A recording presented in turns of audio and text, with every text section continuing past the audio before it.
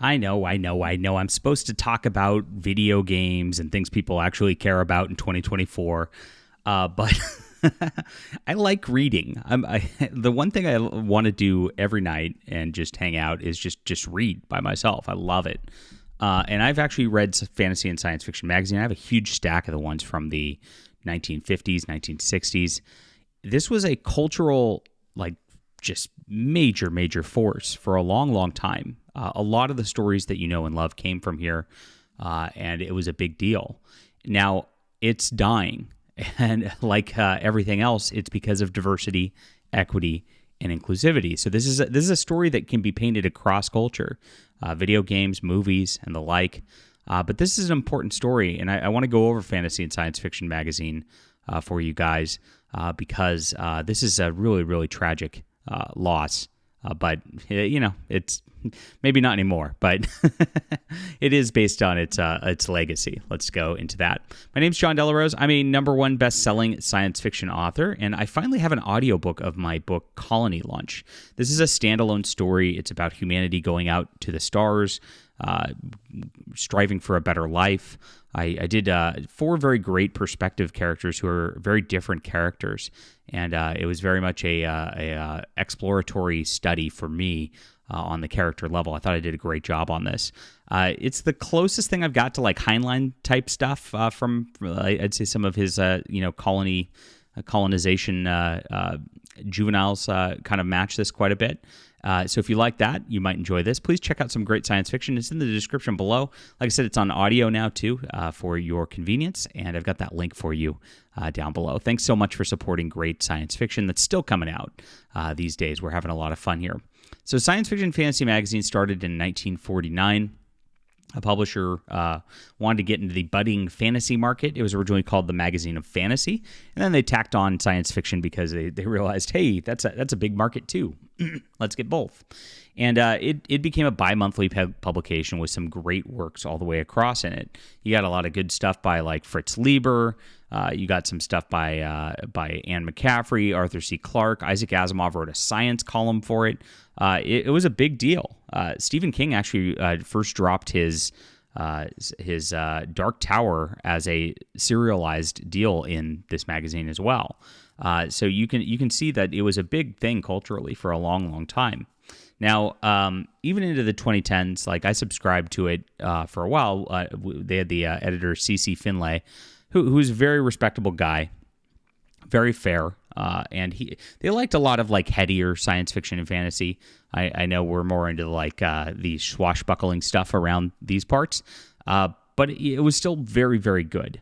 You could see the quality of writing in there during that time. Of course, I lost track of it like many others did, and in 2020, they decided to replace their editor, and I guess C.C. Finlay stepped away. He said he wanted to focus on his own writing. I don't know if he was removed or not, but then they went full diversity, and you never go full diversity. And so this is kind of what began to sink the magazine. Now, I'm going to show you a little bit of just who this is in Sheree Renee Thomas, who became their editor in 2020.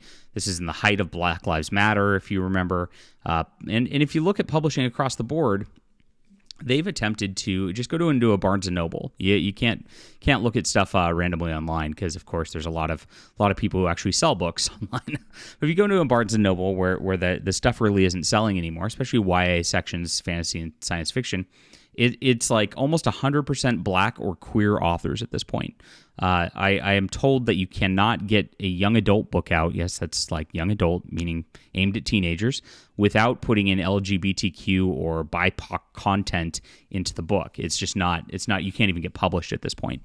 And that's just what's happening in the industry. That's why I don't bother with publishers. I just do my own thing because there's just no way. They're not looking for good stories anymore. They're looking for identities. And I was talking to one of Amazon's top reviewers, that you actually get little labels for top reviewer, who's a really good analyst of books and a avid reader. And he was telling me that like he was watching somebody's YouTube review of a book, and it was just like, yeah, this story's got LGBTQ romance in it, yay, squee. And he's like, they say this stuff like they don't tell you whether it's a good story, whether there's anything interesting in it. They just go off on like that checkbox is there, and it's like, for me, it's like I don't want to read it now because like I don't even want to read about that. But it doesn't tell you anything about the story, and this is exactly what these people do. They've been publishing hacks, subpar writers for years because they have a certain skin color or a certain sexual deviancy that they're into, and then they broadcast that, and then you're supposed to buy it or you're a bigot, and that's kind of how they do things. Well, naturally, that doesn't do well for sales as these things go on. So if you look at Sheree Renee Thomas here, her biggest work she knows is called Dark Matter, and what a title. And she means, of course, in the pun way, dark matter because dark skin. A century of speculative fiction from African diaspora. Stunning and brave. Now, let me kind of just show you her Twitter feed. Is she an author? What's she do? She's got Africa Risen. Oh, that's going to be fun. 32 stories she edited of black people. Let's see. Gen Con. So she's out hobnobbing with the folk from the mainstream publishing industry. This is Kat Rambo, who ran SIFWA for a long, long time. Is not aging well. Again, just these people who just never really do much other than race bait and sexuality bait. You can see they're on panels of people you've never heard of. Oh my gosh, what freaks. Just talking about nonsense, talking about race baiting all the time. This is all these people do. There's nothing here. But you would never know she's editor of this magazine. She's busy hanging out at a convention. She's busy having a conversation with herself. She's going around talking about Memphis politics, black voters in Mississippi, Juneteenth, fantasy novels. Let's see. At least there's a little bit on fantasy novels. Black Panther, Wakanda Forever, ancestry records of enslaved people in Africa. We're going back to June. We're like 2-3 months. She's not said anything about Fantasy and Science Fiction Magazine. Well, that's pretty interesting because Fantasy and Science Fiction Magazine has not published anything since January. And so since she took over, it's kind of just gone downhill. And people have been complaining that they can't even get their subscriptions fulfilled. It's been a nightmare. Authors are not getting paid. I don't know that that's her fault or if that's somebody else's duties in there, and I don't even know who the other people are there. But you let these diversity hires in, and the operations go to hell. I mean, this happens every single time. And so the magazine's quality has dropped as a result, and people have noticed it. Sales have slumped, and they started coming out late for the first time in their history. So in 2023, September, October was 2 weeks late hitting the stands because I guess I don't know what's happening at down there. You can only speculate. And then for the November, December one, they didn't even come out with it till January, and they relabeled it Winter Issue. Now, this is the first time in this magazine's issue, Winter 2024, that they didn't have a bi-monthly sort of thing. It would have been November, December, because they just didn't come out with it till the later year, and they didn't come out with a November, December magazine. Now, after this came out, Winter 2024, this is August, as we're making this video, nothing's come out.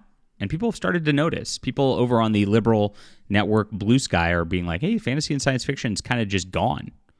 They're not publishing anything. What's happening? Now, I scrolled through her Twitter. Nothing's there. She's said nothing about it. This is the editor of this magazine. I scrolled through Fantasy and Science Fiction's Twitter. They have not made a post since March. So it looks like this magazine just died on the vine after their diversity hire just wrecked things. And naturally, she's coming out with this, a new era of speculative fiction instead of doing Fantasy and Science Fiction magazine, her job there. Now, in April, she did retweet that somebody was going to publish their new short story. This is somebody called Phoenix Alexander, who's got rainbow flags and pronouns in the bio. Slytherin? I don't know. Jeez. That sees androcratic human society pitted against a flock of patriarchal harpies on a mythical Greek island.